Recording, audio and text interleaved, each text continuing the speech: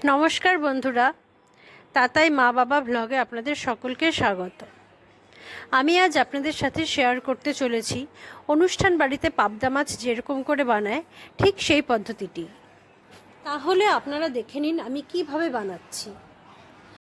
পাবদা মাছ বানানোর জন্য আমি নিয়ে নিচ্ছি সর্ষে আর পোস্ত। আমি সর্ষে আর পোস্তর সাথে পরিমাণ অনুযায়ী লঙ্কা দিয়ে একটা মিহি পেস্ট বানিয়ে নিয়েছি। আর এদিকে আমি পাবদা মাছগুলোকে হলুদ লবণ মাখিয়ে নিয়েছি। গরম কড়াইয়ে সর্ষে তেল দিয়ে দিয়েছি, আর তেলটা গরম হয়ে গেলে আমি এর মধ্যে একটা করে পাবদা মাছ ছেড়ে দিচ্ছি। এক পাশ হয়ে গেলে আমি পাশ উল্টে দিচ্ছি, আর এই পাশটাকেও ভেজে নিচ্ছি।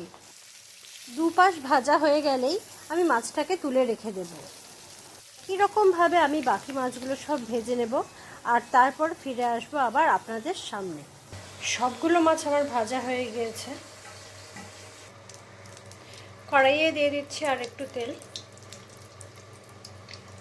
তেল গরম হয়ে গেছে, আমি এখন এর মধ্যে কালো জিরে দিয়ে দিচ্ছি ফোড়নের জন্য। আমি এখানে সরষে, পোস্ত আর লঙ্কা বেটে রেখেছিলাম, কিন্তু এখন আমি এর মধ্যে দিয়ে দিয়েছি একটু পরিমাণে জল। আর আমি জলটা দিয়ে ছেঁকে সরষে আর পোস্তটাকে এর মধ্যে দেবো।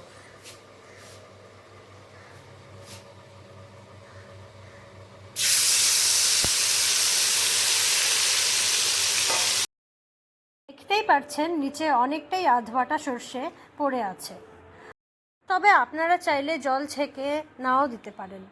তবে সেই ক্ষেত্রে এই আধবাটা সর্ষেগুলোও কিন্তু ঝোলের মধ্যে চলে যাবে, আর তখন পেট ব্যথা হওয়ার একটা সম্ভাবনা থেকে যাবে।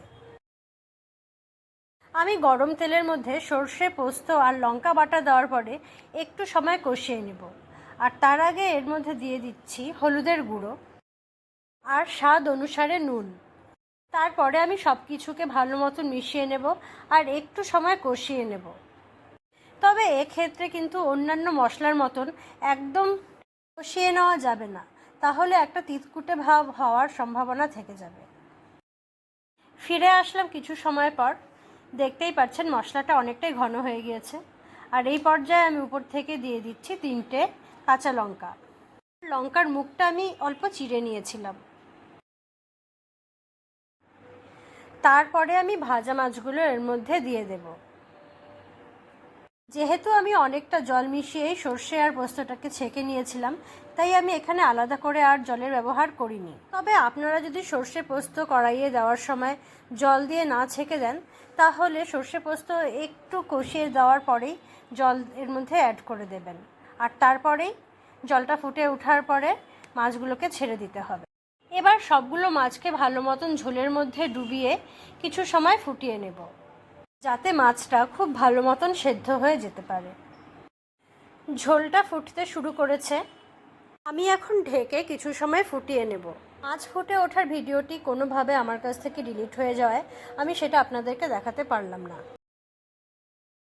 আমার কিন্তু অনুষ্ঠান বাড়ির মতন সর্ষে পোস্ত পাবদা তৈরি হয়ে গিয়েছে, আর এটা খেতেও একদম অনুষ্ঠান বাড়ির মতনই হয়েছে। আপনারাও যদি ঠিক এই স্বাদটাই পেতে চান, তবে এভাবেই বাড়িতে বানিয়ে নিন সর্ষে পোস্ত পাবদা। তবে চাইলে সাথে একটু ধনেপাতা কুচিও উপর দিয়ে ছড়িয়ে দিতে পারেন। আমার কাছে ছিল না, তাই আমি দিইনি। আমার ভিডিওটি ভালো লাগলে আমার চ্যানেলটিকে সাবস্ক্রাইব করে দেবেন। ধন্যবাদ।